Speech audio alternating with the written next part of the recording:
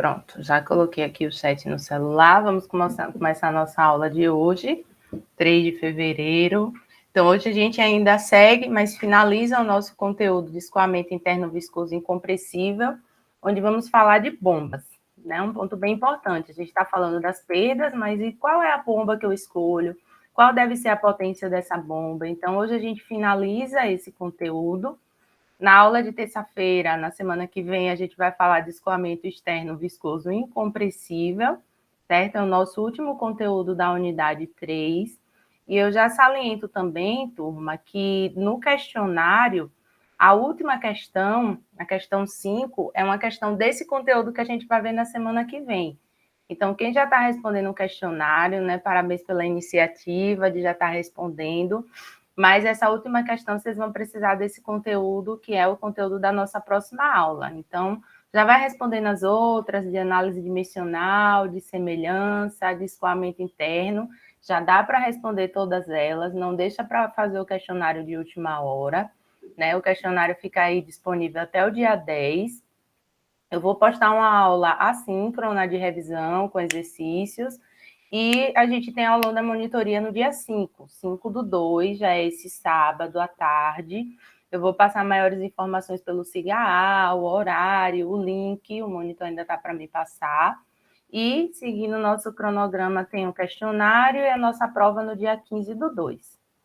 Só para reforçar aí alguns pontos importantes para que a gente não esqueça. Nosso questionário está até 10/2, gente. Valendo 20%, não deixa de fazer. Né? Bem importante aí já pleitear esses 20% do questionário e a prova que vai valendo aí 80% da nossa nota final. Vou começar fazendo uma revisão de tudo que a gente já falou aqui de escoamento interno e a gente vai precisar para falar de bombas hoje. Então, a gente vem falando que o fluido ele perde energia quando ele se desloca de um ponto para o outro, né, onde existem essas energias armazenadas de pressão cinética e potencial. Né? Lembrando também, uma coisa bem importante para lembrar é sobre as unidades, a gente está falando da unidade de metro, a dimensão comprimento. Então, eu sempre cobro para vocês aqui, quando a gente está fazendo os exercícios, que a gente está resolvendo, encontrando os valores, para que a gente trabalhe com essas unidades corretas e chegue num resultado final, a gente está na ciência exata, né, com bastante coerência desse resultado que a gente vai encontrar. Essa perda ela é classificada como perda distribuída e como perda localizada. A gente pode calcular a nossa perda distribuída pela variação de pressão, de energia de pressão, né? Pressão dividido pelo peso específico, ou a nossa equação universal da perda de carga, onde a gente precisa do fator de atrito.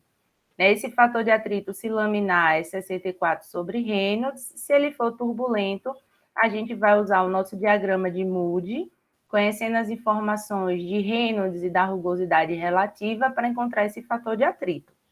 Tem as nossas equações empíricas também, além do gráfico de Moody, onde a gente pode encontrar esse fator de atrito.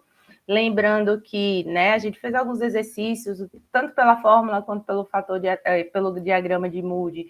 É bem importante que vocês sempre façam pelos dois, para ter certeza de que aquele fator de atrito encontrado é coerente. Porque se ele estiver errado, a nossa perda vai estar errada, nosso balanço global de energia vai estar errado e a potência da máquina também. Então, é bem importante a gente encontrar um valor bastante coerente sobre esse fator de atrito, que depende de Reynolds, né, e da rugosidade relativa para o regime turbulento. E a gente pode usar também as nossas equações. Lembrando que para tubos lisos, né, a gente tem a equação de W, de Blasius e de Dirichlet-Adams, a depender da faixa de Reynolds. Semi-rugoso, a gente vai utilizar a equação de Sami-Jain. E para o tubo rugoso, a equação de von Karman. As perdas, além da distribuída, tem a perda localizada. Então, a gente vai usar a mesma equação universal da perda de carga, né, usando o comprimento equivalente daquele acessório, que seria um comprimento equivalente se aquele acessório fosse trocado por um trecho reto de tubulação. Esses comprimentos equivalentes, eles são tabelados. E uma outra forma de encontrar também a perda de carga localizada é pelo método dos Ks, onde esses Ks também são tabelados e a gente multiplica-os pela energia cinética. Lembrando que como a gente fez uma questão, né, no final da aula passada, se o diâmetro de sucção for diferente do diâmetro de recalque, a gente vai ter que calcular tudo separado, né, porque a velocidade é diferente. Então, a gente tem que calcular a velocidade, o fator de atrito, o número de Reynolds, a perda de carga distribuída e localizada, a depender dessa velocidade. Então, vamos separar. A mesma forma que depende da informação que a gente tenha daquele acessório. Se a gente tiver o LEQ, para aqueles acessórios a gente vai utilizar a nossa fórmula universal da perda de carga, com o comprimento equivalente. Se a gente tiver os CAS, a gente vai encontrar para aqueles acessórios a perda localizada utilizando o método dos CAS. Então, foi isso que a gente viu até a nossa última aula, que foi a nossa aula de terça-feira. E hoje a gente vai falar de bombas. Né? Se a gente quer encontrar qual a energia adicionada por essa bomba, por essa máquina, para que se vença essas perdas, a gente precisa conhecer quais são os tipos de bomba. Né? Esse é um equipamento utilizado para manter o fluxo, onde o fluido ele é transportado de um ponto para o outro a longas distâncias, a diferentes elevações, considerando aí esse regime permanente e adiabático.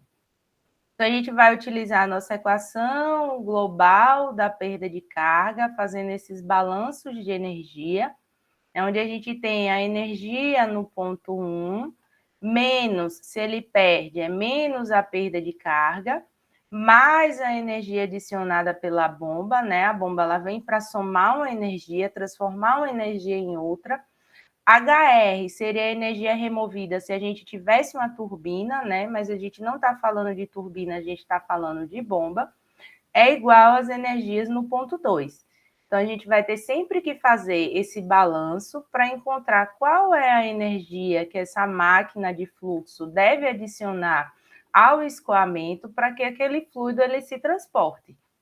Né, ele escoe, né, de forma a atender uma vazão, a atender uma demanda.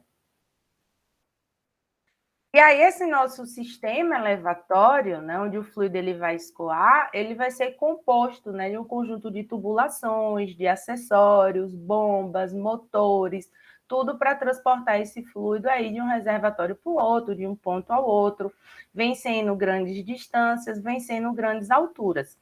E a gente já falou de alguns desses acessórios, né? A válvula de pé de crivo, que tem que estar inserida no reservatório inferior, os registros, que existem diversos tipos de registros, inclusive na aula passada eu mostrei a imagem desses registros e as diferenças entre eles, né? A nossa bomba, claro, o nosso coração da estação elevatória, que é a bomba, e as nossas tubulações que vai ligar ao reservatório superior. Aqui tem algumas imagens reais, né, de estações elevatórias reais, onde a gente pode ver aqui, né, o motor ligado à bomba. Aqui é uma bomba centrífuga, que é a bomba que a gente vai tratar hoje, vai falar desse tipo de bomba, a bomba mais utilizada, mais comum. Aqui a gente tem um registro, né, depois da bomba, caso a gente precise parar esse sistema para fazer algum tipo de manutenção. Aqui a gente tem um manômetro para aferir a pressão e verificar se essa pressão ela se mantém. Caso tenha uma alteração dessa pressão, pode estar ocorrendo também a alteração da vazão, atendimento da demanda. Aqui é uma redução para acoplar a linha de recalque à bomba, recalque depois da bomba, sucção antes da bomba. Aqui também a gente pode ver um manômetro, as reduções, as junções, né, o motor, a bomba centrífuga, né, as curvas necessárias aí para que as linhas de sucção e recalque cheguem até a bomba. Então, esses acessórios são, né, fundamentais e devem compor nossa estação elevatória. E o objetivo principal de adotar esses equipamentos mecânicos, né, é que eles recebam energia potencial dessa máquina. É transformar essa energia de movimento ou energia de pressão ao fluido bombeado e fazer com que ele se movimente e consiga, como eu já disse, alcançar aí grandes pontos e grandes alturas. Essas bombas, elas são subclassificadas em hidrodinâmicas, né, que são as bombas cinéticas. A gente vai falar com mais enfoque da bomba centrífuga, mas existem também as periféricas, as bombas especiais. E uma outra classificação para essas bombas são as bombas volumétricas, chamadas também de bombas de deslocamento. E existem ainda uma subclassificação em bombas alternativas e rotativas. Apesar do nosso foco da aula de hoje ser falar das bombas centrífugas, que são as mais utilizadas, né, eu vou falar também das bombas volumétricas para que vocês entendam a diferença entre elas, né, entre a bomba cinética e a bomba volumétrica. A bomba volumétrica, como o nome mesmo diz, né, ela vai trabalhar com a variação de volume interno. Essa variação de volume interno, como por exemplo a bomba de pistão, um pistão, né? Ele vai e vem, vai e vem. Então você vai ter um volume aqui interno, né? Onde quando o pistão vai, ele faz com que entre fluido nesse volume, nesse compartimento. Quando o pistão vem, o fluido é empurrado para a linha de recalque. Então, observe que, devido a essa variação de pressão, esse fluido ele se movimenta por essa bomba. Esse movimento ele é alternativo, esse movimento do pistão. Então, por isso que é chamada de a bomba pistão, ela é chamada de bomba volumétrica alternativa. Já a bomba rotativa, né, como o nome mesmo já diz, ela vem da rotação das suas partes mecânicas, como um exemplo a bomba de engrenagem que a gente tem aqui nessa imagem. O fluido ele entra pela linha de sucção, ocupa esses espaços, a engrenagem vai girando, o fluido vai se movimentando e ele sai pela linha de recalque. Tem as bombas parafuso também, as bombas de palhetas, então existe uma infinidade de bombas volumétricas. Muitas vezes essas bombas volumétricas são utilizadas para fluidos aí de maior viscosidade, né? Podem conter também sólidos suspensos, onde se necessita de uma vazão, né, muito bem controlada, então elas são utilizadas para adição de produtos químicos na indústria de fármaco, nas estações de tratamento de água, né? Nas linhas de processos industriais, é bastante utilizado esse tipo de bomba, que são as bombas volumétricas, que utiliza essa variação de pressão em um pré-determinado volume para que ocorra esse deslocamento do fluido. Já as bombas centrífugas, ou hidrodinâmicas, ou cinéticas, né, que eu disse que são as mais utilizadas e é que a gente vai dar um maior enfoque na aula de hoje, elas têm uma parte denominada rotor, observem aqui na imagem, é um rotor formado de pás, de hélices. Esse rotor ele vai se movimentar nessa voluta, nessa carcaça, e produzir o movimento do fluido. O fluido ele vai entrar pela linha de sucção, com uma menor pressão. Quando ele entra nessa voluta, nessa carcaça da bomba, que é justamente essa parte daqui, essas pás girando vão gerar uma força centrífuga, aumentar a pressão interna nessa carcaça e fazer com que o fluido vá para a linha de recalque. Então, ela transforma a energia de movimento, a energia cinética, em energia de pressão. E aí o fluido se movimenta pela linha de recalque com uma alta pressão.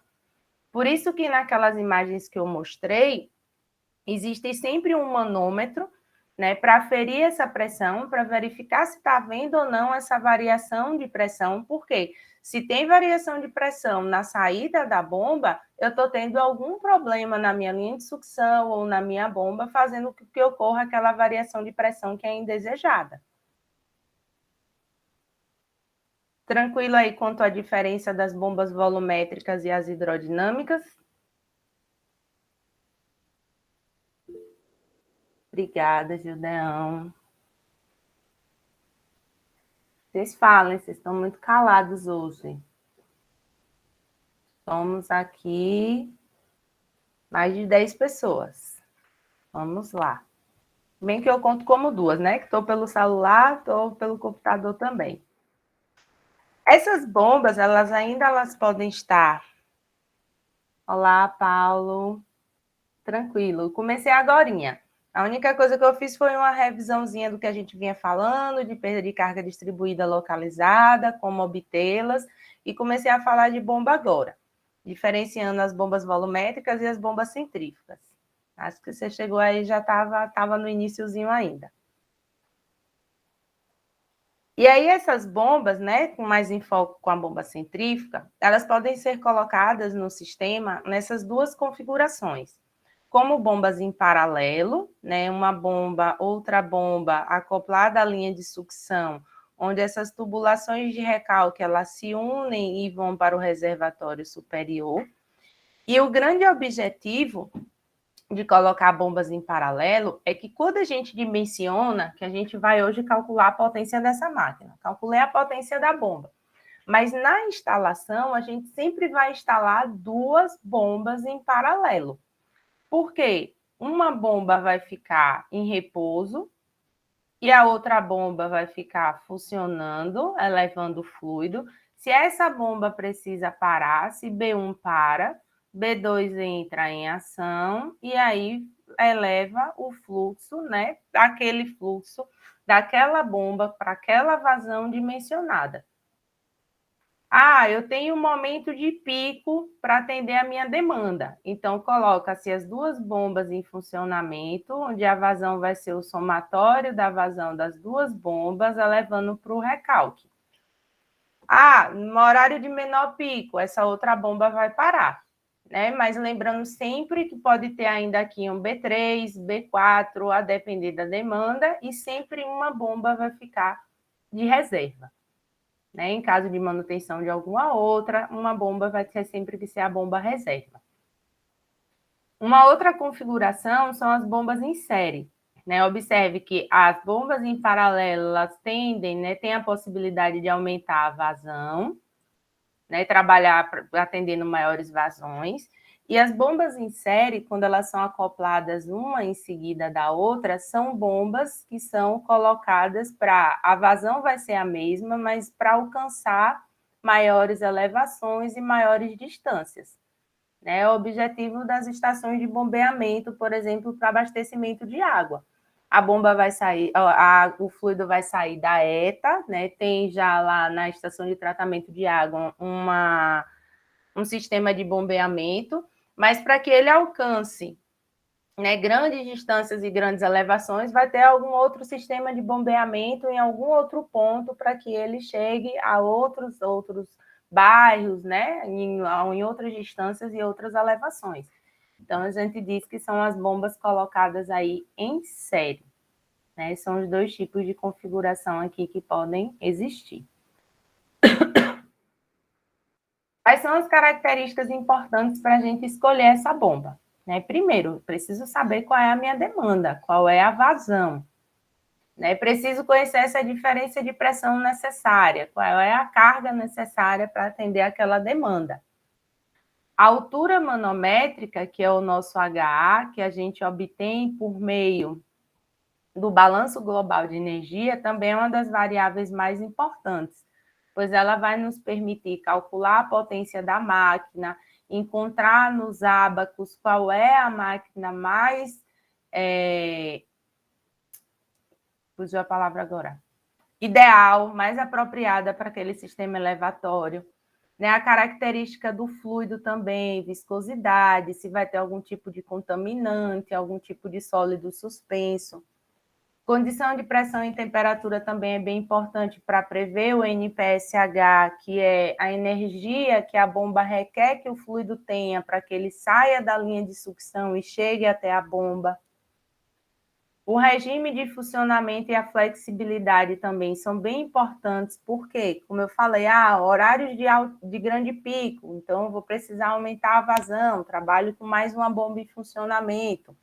Né? Ou não, a minha bomba ela vai funcionar apenas durante 12 horas para elevar todo o fluido necessário e durante o dia esse fluido ser distribuído.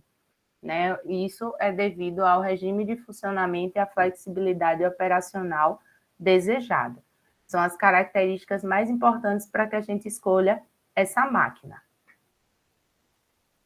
Existem também alguns cuidados nas instalações de bombeamento, né? Não é simplesmente chegar lá, não, vou colocar a bomba, mas o que é que eu preciso observar, o que é que eu preciso ter de cuidado para que essa bomba dimensionada e instalada funcione corretamente. Então, primeira coisa, é o básico, ele está instalado num local seco, ventilado, protegido da chuva e de fácil acesso para manutenção também.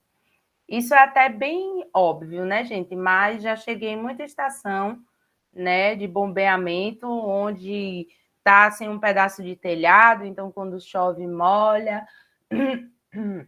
Sistemas onde a gente tem perda de fluxo, perda de água devido à corrosão em alguma parte daquele sistema elevatório, né? Então, o sistema de bombeamento. Então, é bem importante que seja um lugar em que preserve esses componentes, essas máquinas, como vocês viram ali, são equipamentos robustos, né? São equipamentos grandes, equipamentos com muitas junções, e ele precisa ser preservado e, assim, instalado em um local seco, ventilado, protegido da chuva, até porque vai ter também um painel elétrico, né, para aquele funcionamento, e tudo tem que estar muito bem protegido.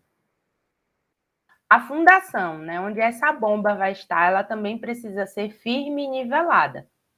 Né? O objetivo é que não tenha trepidação. Você tem um motor ligado à bomba e esse motor é ligado para a bomba por um eixo que vai ligar e girar o rotor.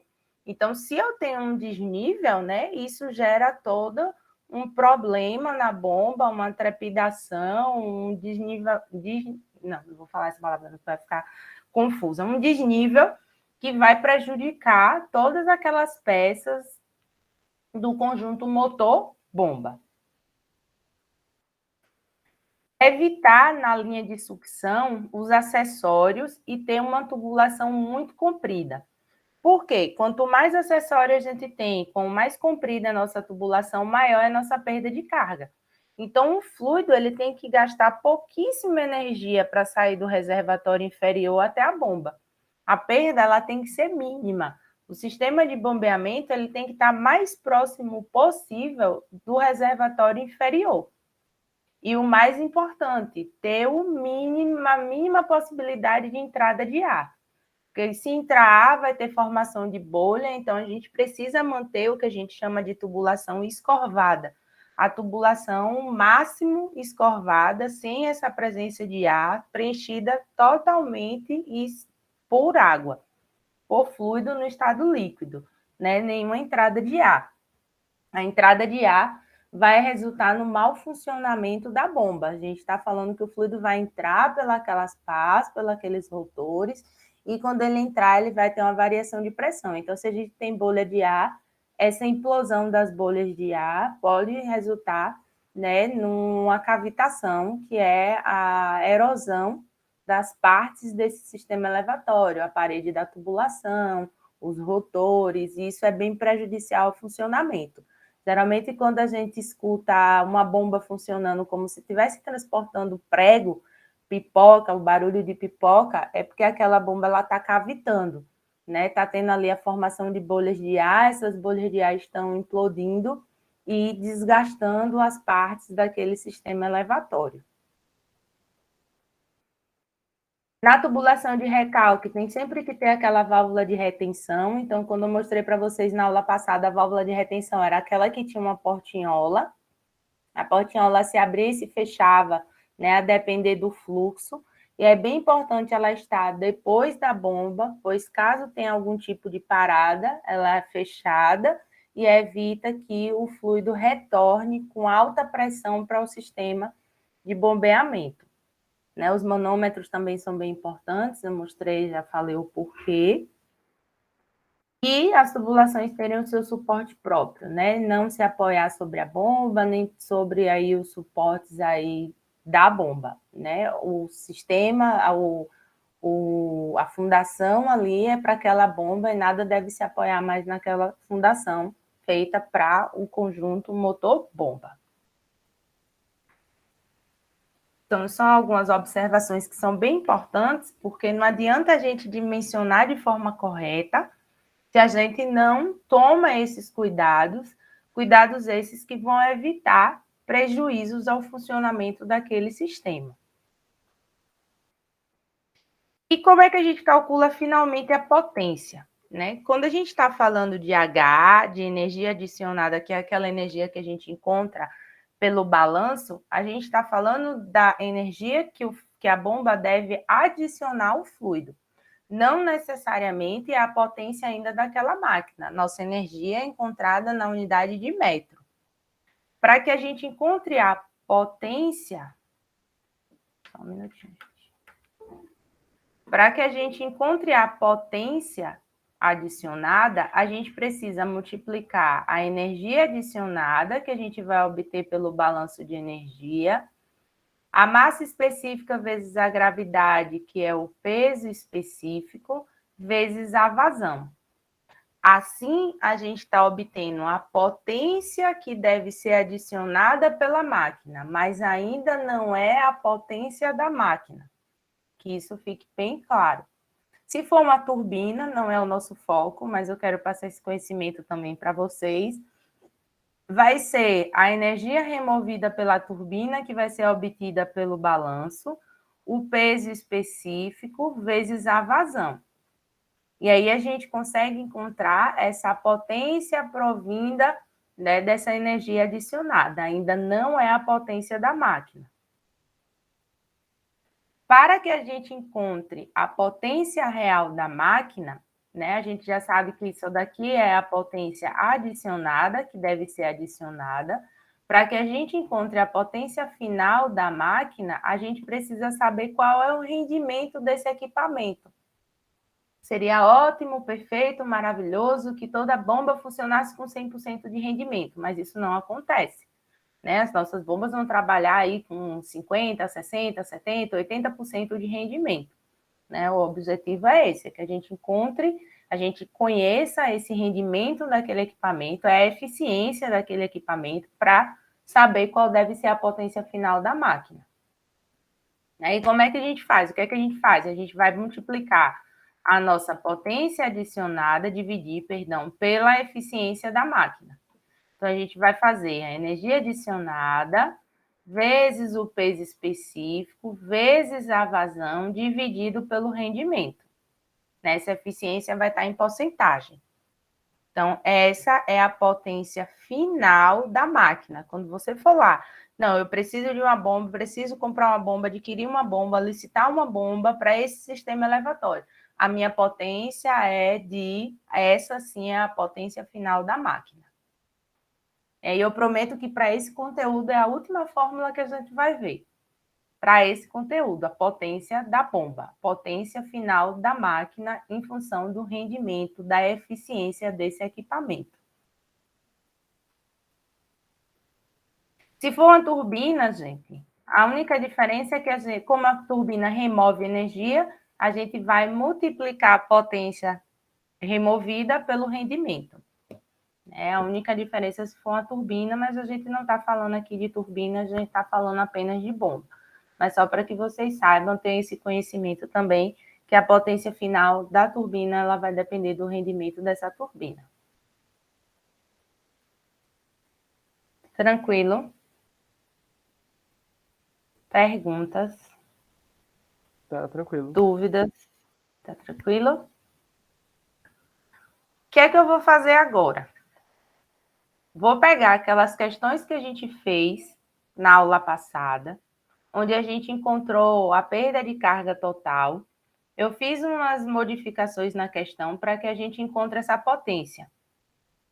Certo? Então, aquelas mesmas questões que a gente fez na aula passada, a gente fez 3 questões bem grandes, bem completas de perda de carga, e eu vou pedir para que a gente calcule essa potência daqueles sistemas e saiba qual deve ser a potência daquela máquina. Né? Quando eu mostrar a questão, eu espero que vocês lembrem qual é essa questão.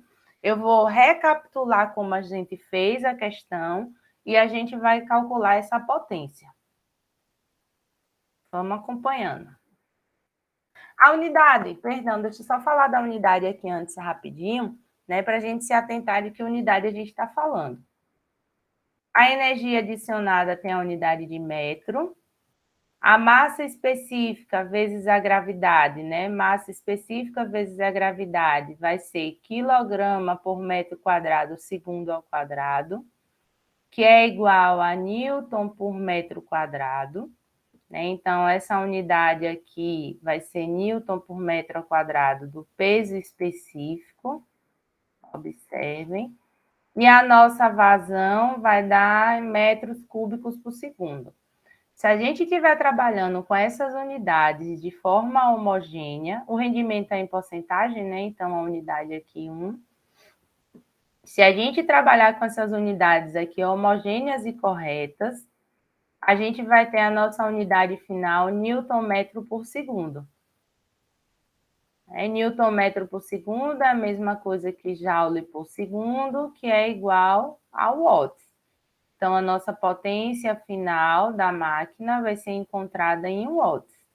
É claro que nossos fornecedores, eles também, né, trabalham com essa potência em quilowatts, em horsepower, cavalo.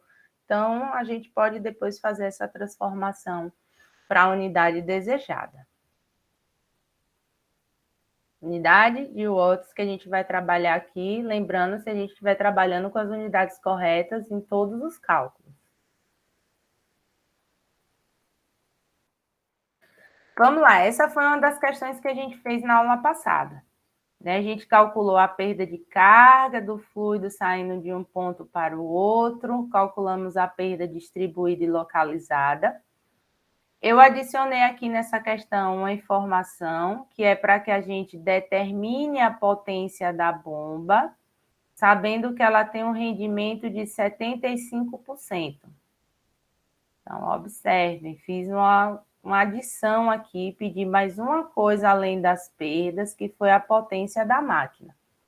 Né? Potência HA vezes peso específico vezes vazão dividido pelo rendimento. Rendimento de 75%, vazão de 5,6 litros por segundo. Peso específico vai ser a massa específica vezes a gravidade. O que a gente precisa agora é encontrar HA por meio do balanço. A gente encontrou as perdas na aula passada. A gente fez tudo isso aqui, ó. Calculamos a velocidade, depois calculamos o número de Reynolds, o fator de atrito era um tubo semi-rugoso. Só recapitulando, porque isso a gente fez na aula de terça-feira. Calculamos a perda de carga distribuída ao longo do trecho reto da tubulação. Calculamos a perda localizada para os acessórios. E encontramos a perda total. 26,94 metros. Agora a gente vai fazer o balanço. A gente quer encontrar quem é HA. Já cortei aqui a turbina, porque a gente não tem turbina no nosso balanço global de energia.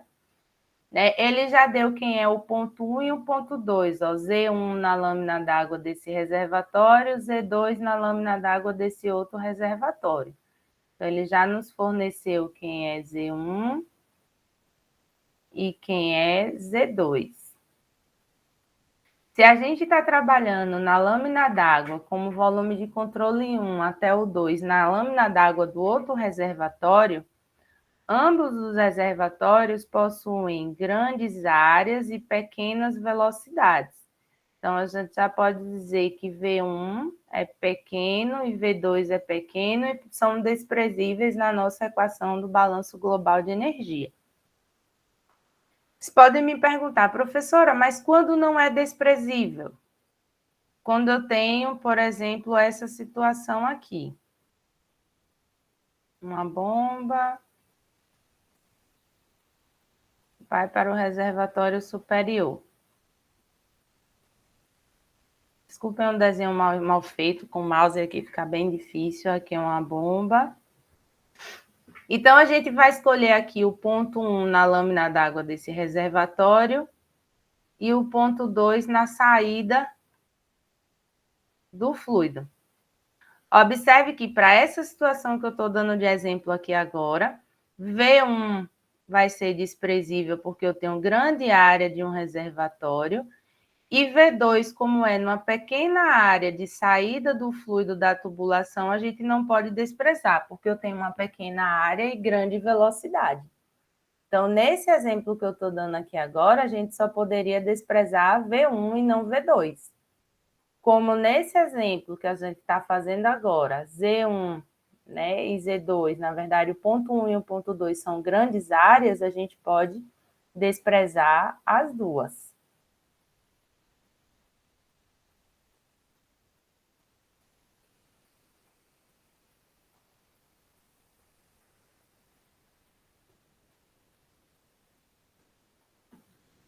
P1 e P2. Não tenho nenhum reservatório pressurizado. Ambos estão abertos para a atmosfera. Ambos têm aí a pressão atmosférica. Posso desprezar P1 e P2. Então, a gente vai ter aí... Vou tirar essas marcações aqui. A gente tem Z1 menos a perda mais HA igual a Z2. A perda a gente já calculou de 26,94 metros. Vamos calcular o valor de HA. A gente precisa de HA para calcular a potência da bomba. Calculem aí esse valor de HA.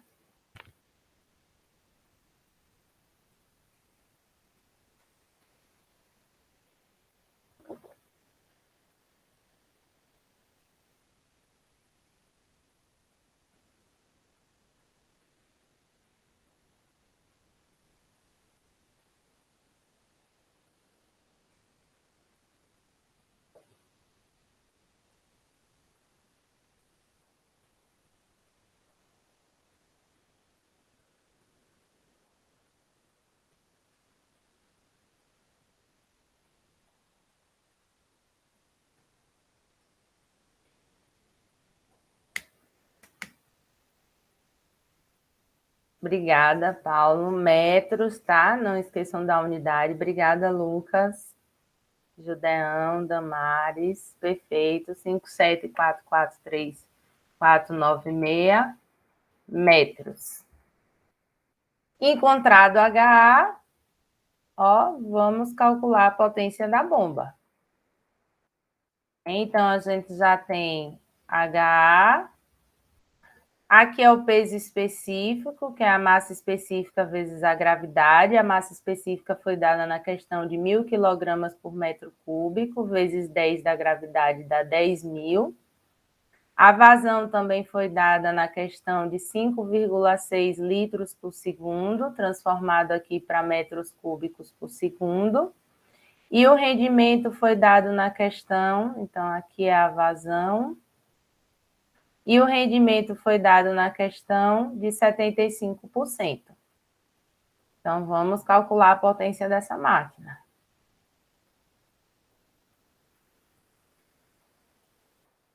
4,3 quilowatts aproximadamente. Obrigada, turma. Perfeito. Então, para que esse fluido seja transportado da parte inferior para a superior, essa potência dessa máquina deve ser de 4,3 quilowatts. Observem que a potência é a última coisa pedida. Então, possivelmente na questão da prova, eu peço qual é a potência da máquina. Olhem tudo que a gente precisa calcular para chegar lá na potência da máquina. Velocidade, fator de atrito, perda de carga de... Oh, não, voltando. Velocidade, número de Reynolds, fator de atrito, perda de carga distribuída, perda de carga localizada, energia adicionada pela bomba por meio do balanço de energia, para no final a gente calcular a potência. Então, gente, a gente precisa ter muito cuidado na hora de calcular todas essas variáveis antes de calcular a potência. Muito, muito, muito cuidado.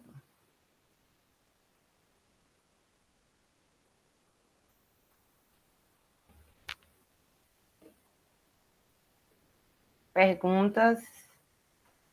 Outra coisa também bem importante é fazer esse balanço, desprezar os termos da forma correta. Né? Se eu desprezo aí os termos da forma que desprezo um termo que eu não podia desprezar, tudo errado. O H vai estar errado, a potência da máquina vai estar errada.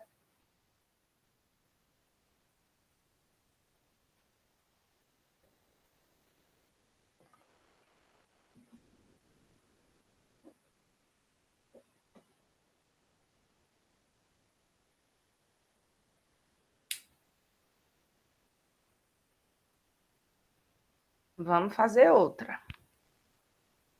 Vou pegar outra questão que a gente fez também na aula passada.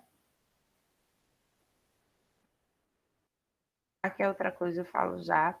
A gente fez essa questão também na aula passada. Aliás, eu acho que tem uma outra aqui. Vou ver se eu ocultei. A gente fez essa questão também na aula passada, que era do tanque. A gente fez essa questão aqui do tanque também, calculando a perda distribuída e localizada. Observem que eu fiz uma adição aqui nessa questão. Coloquei que, supondo a eficiência geral de 82%, determine a potência da bomba para elevar o combustível até o tanque caminhão. A gente calculou até as perdas. Vamos lá fazer o balanço para encontrar HA e depois a potência. A gente fez tudo isso na aula passada. Calculou a vazão, calculou a velocidade, calculou o número de Reynolds. Vimos que o regime era turbulento. O tubo era liso, então para o regime turbulento a gente acharia para essa faixa o fator de atrito pela equação de Blasius. Encontramos o fator de atrito, calculamos a perda distribuída ao longo de 20 metros de conduto. Depois encontramos as perdas localizadas pelo método dos Ks. Somamos as duas e encontramos a perda total de 21,52 metros. Tudo isso a gente fez na aula passada. Pede-se a potência, né? Então, vamos lá. Não tenho turbina, então já vou remover HR. Né? A gente precisa encontrar quem é HA. A vazão e a massa específica a gente já tem, o rendimento também foi dado. Salvo engano, 82%. Z1 e Z2. Olha lá, ele deu a diferença de elevação entre o ponto 1 e o ponto 2. 5 metros. Então, Z1 vai ser 0. Se a gente traça aqui o nosso plano horizontal de referência, 0. E Z2 vai ser 5 metros. Z1, 0. Z2, 5 metros.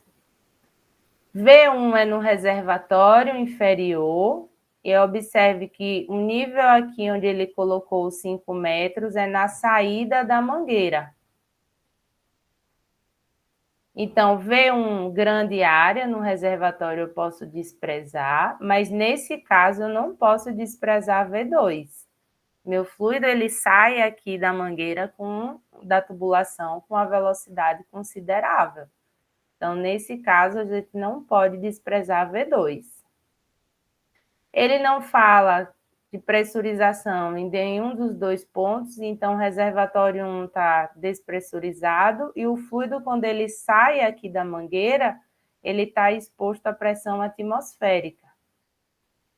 Então, P1 e P2 é PATM, eu posso desprezar. A perda a gente já encontrou e vamos lá calcular o nosso HA. Não temos HR também. Vamos calcular o nosso HA. A perda foi de 21,52 metros. Ó, reforçando aí. Perda essa que a gente obteve na aula passada. Vamos encontrar quem é HA. Não esqueçam do quadrado da energia cinética na hora de calcular.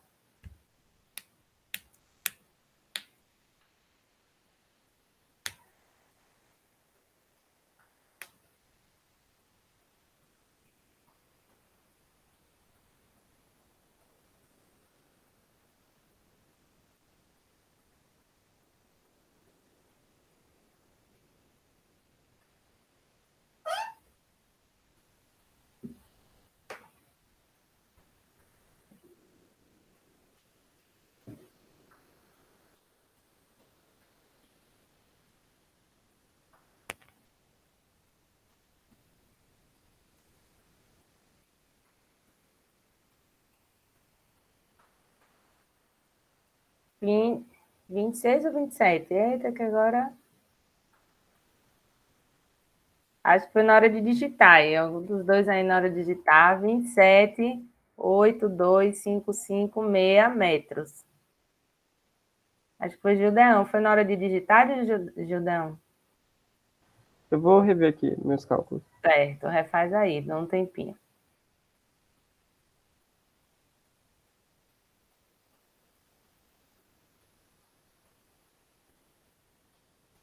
De posse de HA, a gente já pode calcular a potência da máquina. Ó. A gente já tem HA, já tem a vazão, o peso específico é a massa vezes a gravidade, e o rendimento foi 82%, 0,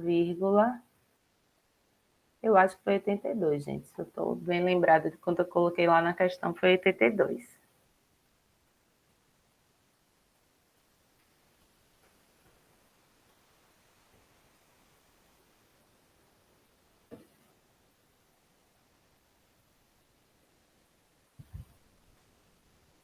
É, o correto é 27 mesmo. Eu revi aqui. 27? Tá bom, Judão. Tranquilo. Que bom que deu para refazer. 1 metro aí já causa uma diferençazinha considerável. Vamos calcular, então, a potência. Eita, a Lucas já trouxe aqui a potência. 3,12 quilowatts. Né? Então, a potência aqui é o nosso HA vezes o peso específico, vezes a vazão, dividido pelo rendimento. E aí, essa nossa potência vai dar aproximadamente aí 3,12 quilowatts é a nossa potência dessa máquina.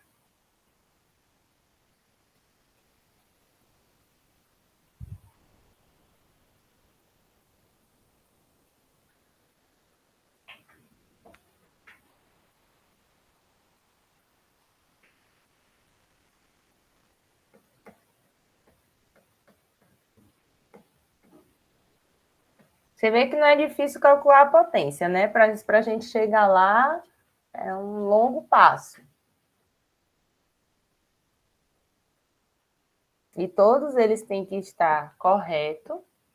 Gente, principalmente o balanço de energia global para encontrar o HA. Tomar muito cuidado na hora de encontrar esse HA, para que a gente tenha um valor correto para calcular a potência.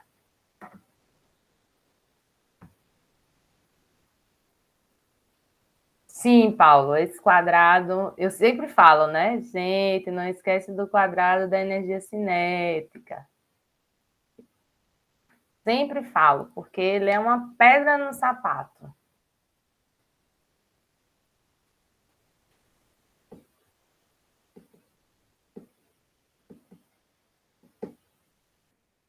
Esse foi o exemplo que a gente acabou de fazer. Vamos pegar esse exemplo aqui também que a gente fez na aula passada. Não foi no finalzinho da aula passada, a gente encontrou, fez até o balanço para encontrar essa energia adicionada pela bomba. Então, a gente fez esse exemplo aqui, eu vou só recapitular esse exemplo. A gente dividiu tudo em linha de sucção e recalque, e eu adicionei aqui para que a gente encontre a potência da bomba com rendimento de 70%. Então, olha, a gente dividiu tudo em sucção, calculou a velocidade, o número de Reynolds, o fator de atrito, a perda de carga distribuída e a perda de carga localizada pelo método do comprimento equivalente, que são os acessórios da sucção, foi dado o comprimento equivalente. Encontramos a perda total na sucção. Por que a gente fez isso separadamente? Porque os diâmetros de sucção e recalque eram diferentes. Então, a gente fez tudo para a sucção, fez tudo para o recalque, a gente fez tudo isso na aula passada, calculou o fator de atrito. Lembrando que no recalque, para alguns acessórios ele dava o LEQ e para outros acessórios ele dava o K. Então, a gente fez a localizada pelo método do LEQ e depois pelo método dos Ks. E encontramos a distribuída, somamos todas as três e encontramos a perda total no recalque. Aí sim, a gente vai somar a perda total no recalque, mais a perda total na sucção, colocar no balanço, até aqui a gente fez, para encontrar HA. Encontramos um HA na aula passada de 47 metros. Vamos multiplicar pelo peso específico, pela vazão da questão e dividir pelo rendimento que foi dado de 70%. E aí a gente vai encontrar essa potência da bomba. Até o HA a gente tinha encontrado na aula passada, por isso que eu não estou refazendo com tanto detalhe, gente. A gente fez essa questão completa, com bem calma, na aula passada, na aula de terça-feira. Para ver a questão completa, dá um pulo no vídeo da aula do dia 3, para ver a questão completa, onde a gente encontrou o HA. E a gente está só fazendo uma adição que é encontrando essa potência da bomba de 6,8 kW. Obrigada, Paulo.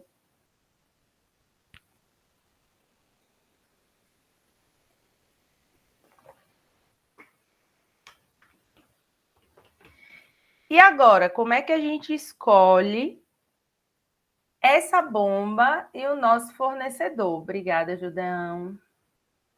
Não esquece da unidade, watts. Watts, perfeito. Agora sim. E aí a gente encontra essa potência, beleza, mas como é que a gente vai escolher qual é a bomba lá no nosso fornecedor que a gente vai comprar, licitar, instalar, né? Existe uma infinidade, gente, de máquinas, de fornecedores, de modelos. Isso aqui é outra coisa, eu volto já. E os ábacos de seleção de bomba, disponibilizados pelas marcas, ela torna o nosso processo de escolha menos trabalhoso. A gente precisa conhecer duas variáveis importantes, a vazão e a altura manométrica. A altura manométrica é o nosso HA, tá? Que a gente calcula por meio do balanço. Então, a gente vai nesses gráficos dado pelo fabricante, com essas duas variáveis e vai já fazer uma escolha inicial do modelo dessa máquina. Os ábacos, eles são assim, mais ou menos assim. Eu vou mostrar um real mesmo, bem grandão aqui para a gente ver, vai ficar mais fácil. Mas só inicialmente para que a gente entenda que a gente vai precisar do valor da vazão em metro cúbico por hora e da altura manométrica em metro, que é o nosso HA, para já encontrar, cruzar esses valores e encontrar já um modelo dessa bomba. Ele é formado sempre de dois números, né? O primeiro número é o diâmetro de saída do recalque da bomba e o segundo número é a família do rotor, que é o diâmetro daquela família. Eu vou ter aí uma família no rotor de 200 milímetros. Mas depois vocês vão ver que ainda tem várias faixas de diâmetros de rotores para esse modelo. E a gente vai escolher também. Então, se a gente conhece a vazão e a altura manométrica da bomba, a gente vai lá no catálogo do fornecedor, escolhe esse modelo e a gente refina essa escolha.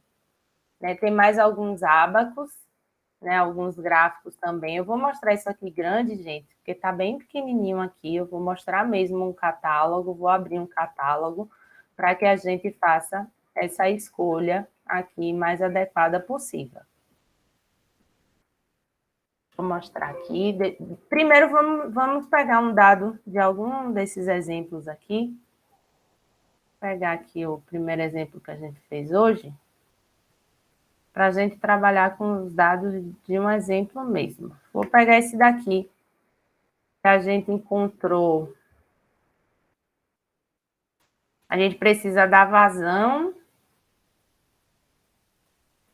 Então, a vazão de 0,0056 metros cúbicos por hora e a altura, a carga manométrica de 57 metros. Vamos trabalhar aqui com esses dois valores para a gente ir nos nossos ábacos dessa questão. Ó, HA 57 metros e aí a vazão de 0,056 metros cúbicos por segundo. Vamos só multiplicar por 3.600 para encontrar essa vazão em metros cúbicos por hora. Porque no nosso ábaco o eixo está em metros cúbicos por hora.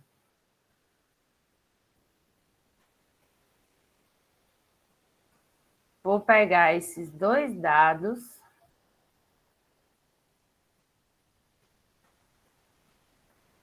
Ai. De altura e de vazão, para que a gente vá lá no ábaco. A vazão vai dar aproximadamente 20 metros cúbicos por hora. E a gente vai lá no nosso ábaco. Ó, um ábaco aqui dá uma bomba padronizada para uso geral. Eu vou disponibilizar esse ábaco para vocês lá no SIGA, a Meganorm. É uma bomba centrífuga da KSB, é o fornecedor. Né? Aqui os direitos autorais, um sumário. Algumas características dessa bomba, massa de fluido que ela trabalha, né, de ferro fundido, rotor, ou de bronze. Aqui é um sumário, né, para cada tipo de modelo, ele trabalha com todos esses modelos. Nesse folheto, ele dá para ábacos, 3 ábacos diferentes, para 3 rotações, 3.500 RPM, 1.750 RPM, 1.160 RPM. Depois a gente vai voltar aqui, depois que a gente escolher no ábaco a bomba, para ir para a página específica dessa bomba.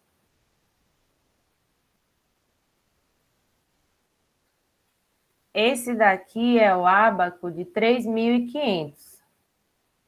Observe que no eixo Y a gente tem a altura em metro. No eixo X a gente tem a vazão em metros cúbicos por hora. Aqui a gente tem para 1.750. Observe aqui que a altura da de 3.500 chega a quase 300 metros. Já a de 1.750 vai chegar a quase 200 metros de altura manométrica. E a de 1.160 chega a quase 70 metros. Então, o alcance é menor. Quanto menor a rotação, menor o alcance a essa energia aí adicionada. Vamos começar ali pela de 3.500. Só lembrando que para a nossa questão, a vazão é de 20 metros cúbicos por hora e a altura adicionada de 57 metros. Vou trazer aqui para o pente, que vai ficar mais fácil da gente traçar.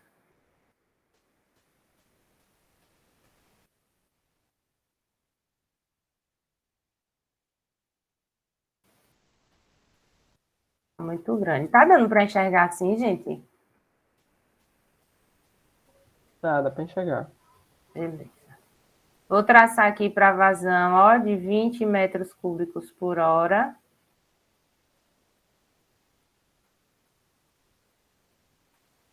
E a altura de 57. Então, aqui é 50, 60, 57, está mais ou menos aqui. Né? Cada quadradinho desse aqui é 10, 57 de altura. A altura em metros, 57, que é nosso valor de altura. Caiu aqui nessa bomba 32.200.1. 32 é o diâmetro do rotor, 200 a família do rotor. Escolhido o modelo,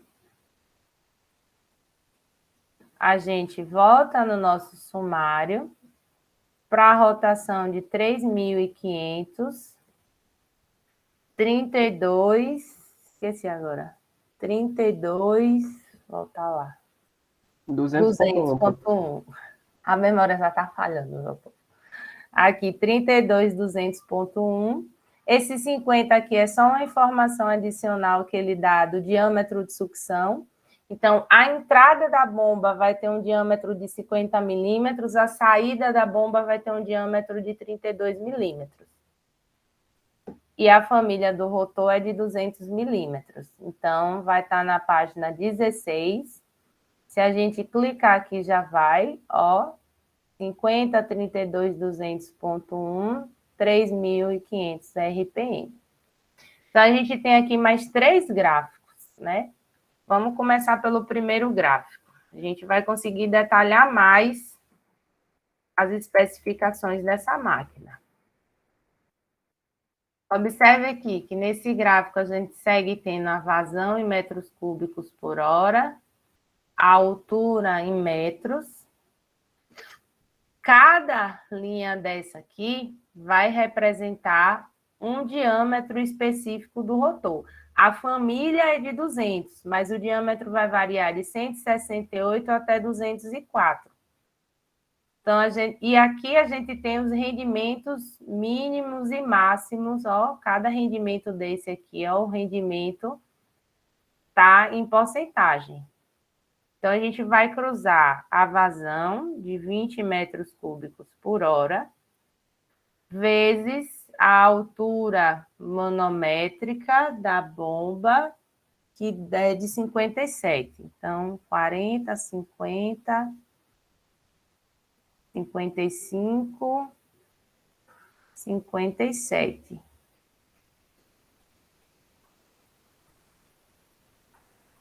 Então, olha aqui a interseção.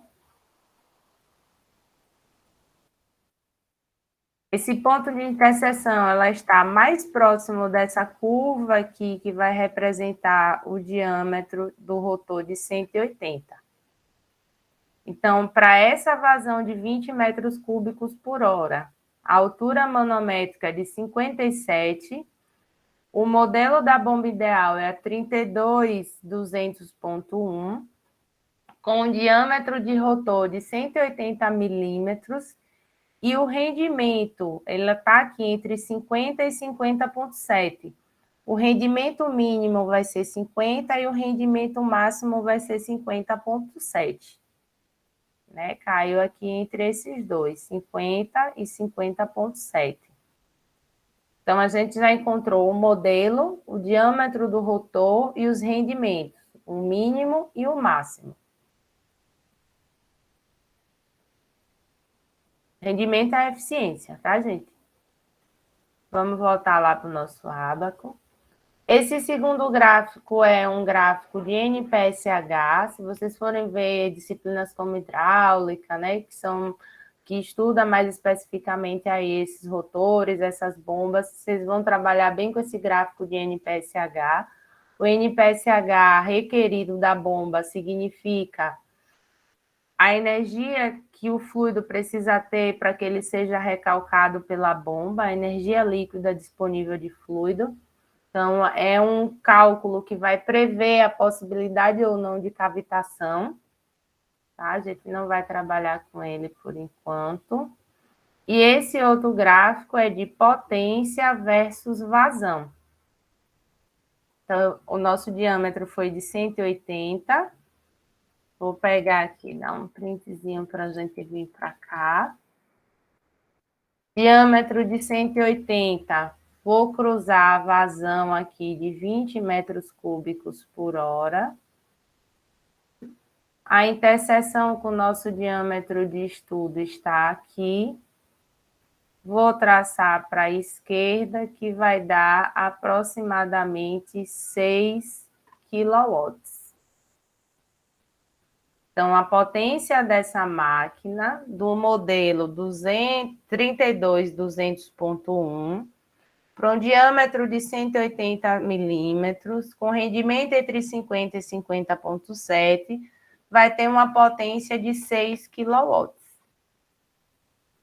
Observe que com o ábaco a gente já conseguiu definir muito bem qual vai ser essa nossa máquina. Vamos só conferir se fazendo via cálculo, essa nossa potência dá a mesma, porque a gente tinha calculado por um rendimento aqui imaginário de 75%. Vamos botar o rendimento máximo dela, que foi de 50,7%, para a gente ver qual é a potência.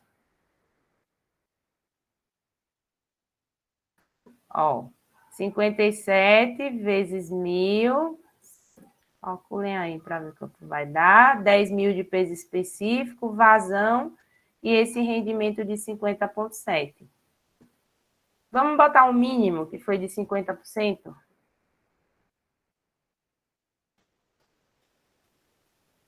Tem que ser um valor próximo de 6 kW, para garantir que nosso ábaco e nossos cálculos estejam corretos. 6,4 kW, né? Próximo aqui do que a gente encontrou, que foi de 6 kW. Né? Claro que às vezes aqui fazendo, né, o olho, fazer com mais calma, a gente chega no valor bem exato mesmo. Aqui a gente está usando mais casas decimais também, né, nas fórmulas, mas esse valor foi bem coerente aí, em torno de 6 kW.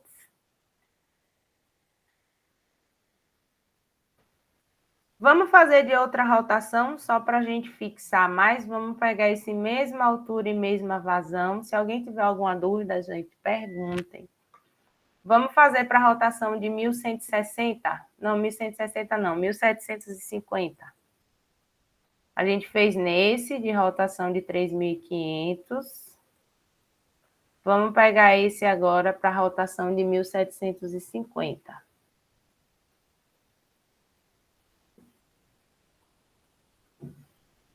Vou ter que diminuir um pouquinho.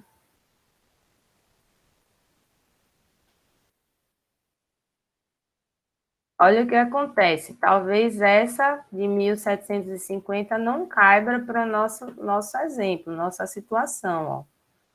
20 metros cúbicos por hora é a vazão. 57 é a altura. Observe que ele ficou bem na ponta aqui do ábaco, ou seja, não serve, quase na saída aqui do modelo 80400, ou seja, não serve para essa especificidade de vazão e de altura. Vamos ver para de... Por que não serve, gente? Observe, ó, 50, o modelo foi 80,400. Vamos para o específico lá. 1750, 80,400. Página 72. Quando a gente colocar, fazer aqui, ó, vazão de 20 e altura de 57, eu vou estar trabalhando fora do rendimento máximo e mínimo. O diâmetro de 330, observe, eu vou ter um rendimento mínimo de 40%. A gente não quer uma bomba trabalhando com rendimento menor do que 50%. Então, essa bomba já não vai servir para a situação que a gente quer.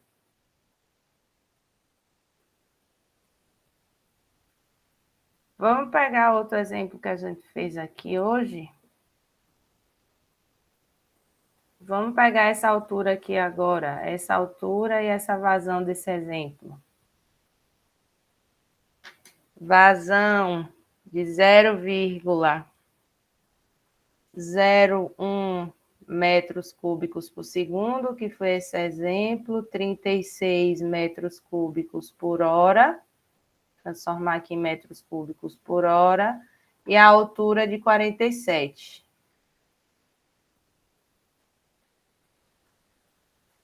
Vou só anotar aqui para não me perder na hora de ficar procurando no gráfico. E a altura de 47. Vamos lá no ábaco.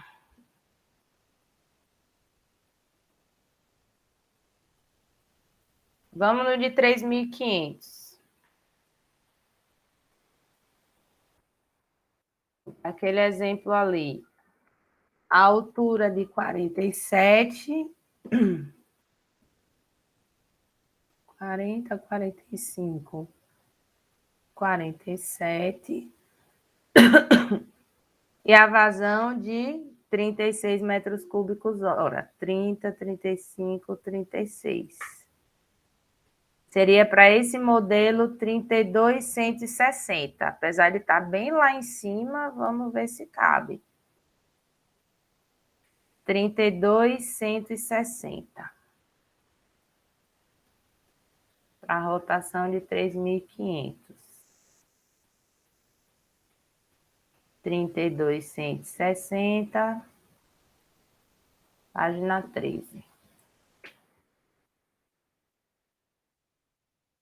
Vazão de 36, 20,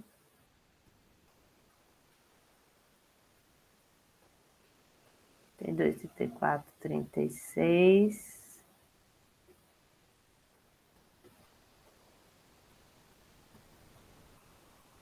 Altura de 47. 40, 42, 44, 47. Ó, encontramos aqui uma interseção interessante. O diâmetro de 174, o rendimento mínimo de 64% e o máximo de 65,2%. Então, deixa eu anotar aqui. Diâmetro de 174.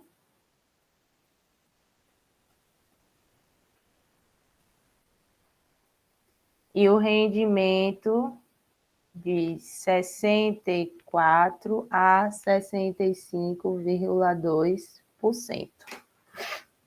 Vamos ver a potência agora.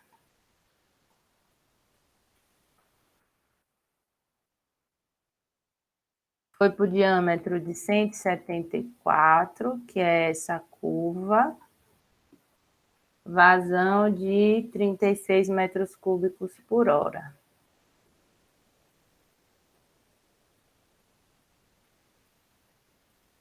A interseção está aqui. Vou traçar para a esquerda. Isso vai dar aproximadamente 6, 6,5, 7, 7,5, 8.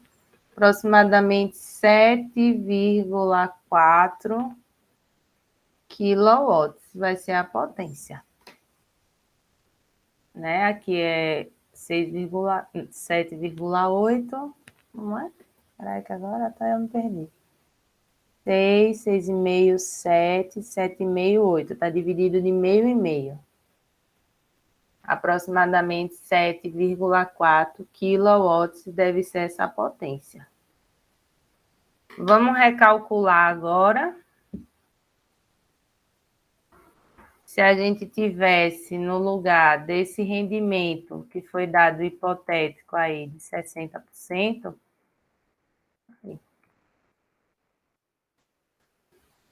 o rendimento de 652 para ver quanto é que vai dar essa potência. Tem que dar perto de 7,4.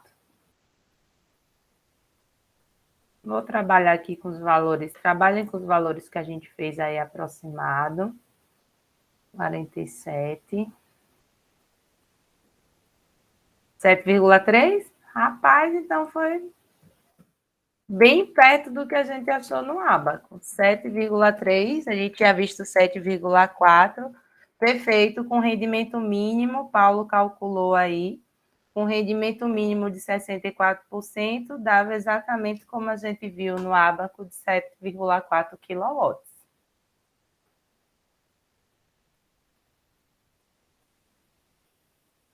Não é difícil de olhar, gente, não é difícil de encontrar, só tem que. Se a gente tem os valores de vazão de altura manométrica, perfeito. A gente já encontra todas as informações no ábaco dos fornecedores de qual deve ser essa potência. Perguntas, dúvidas? Compreenderam o que eu falei, o que eu mostrei?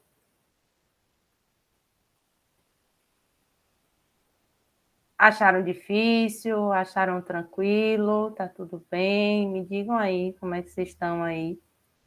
A gente finaliza aqui esse conteúdo de escoamento interno. Finalizamos hoje. Para saber se está tudo bem. Foi quase uma revisão a gente fez hoje, né, de tudo sobre escoamento interno. Só faltou aquele iniciozinho ali de camada limite, velocidade específica, mas acho que a gente já... Hoje foi quase uma revisão do conteúdo, fechando com bombas. Tranquilo? Tranquilo. Então, vou passar a nossa lista de presença, interromper aqui a nossa